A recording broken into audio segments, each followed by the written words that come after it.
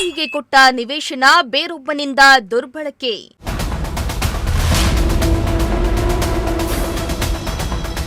ಪ್ರಶ್ನಿಸಿದ್ದಕ್ಕೆ ವ್ಯಕ್ತಿ ಮೇಲೆ ದಂಪತಿಯಿಂದ ಮಾರಾಮಾರಿ.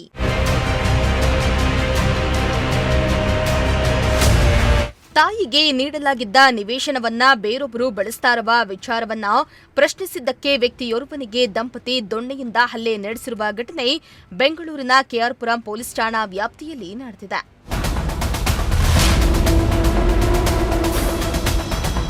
ಇನ್ನು ಅರಿಶಿಣ ಕುಂಕುಮಕ್ಕೆಂದು ತಾಯಿಗೆ ನೀಡಲಾಗಿದ್ದ ನಿವೇಶನವನ್ನ ಇನ್ನೊಬ್ರು ಬಳಕೆ ಮಾಡ್ತಾ ಇದ್ರು.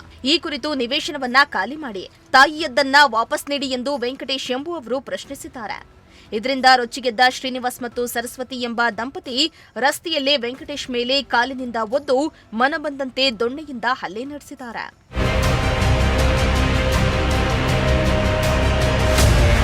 ಇನ್ನು ಗಾಯಗೊಂಡ ವೆಂಕಟೇಶ್ ಅವರಿಗೆ ಸ್ಥಳೀಯ ಆಸ್ಪತ್ರೆಯಲ್ಲಿ ಚಿಕಿತ್ಸೆಯನ್ನ ನೀಡಲಾಗ್ತಾ ಇದ್ದು, ಪ್ರಕರಣ ಸಂಬಂಧ ಕೆಆರ್ಪುರಂ ಪೊಲೀಸ್ ಠಾಣೆಯಲ್ಲಿ ದೂರು ದಾಖಲಾಗಿದೆ. ಪೊಲೀಸರು ಪ್ರಕರಣವನ್ನ ದಾಖಲಿಸಿಕೊಂಡು ತನಿಖೆಯನ್ನ ಮುಂದುವರೆಸಿದ್ದಾರೆ. Bureau report, Prajashakti TV, Bengaluru.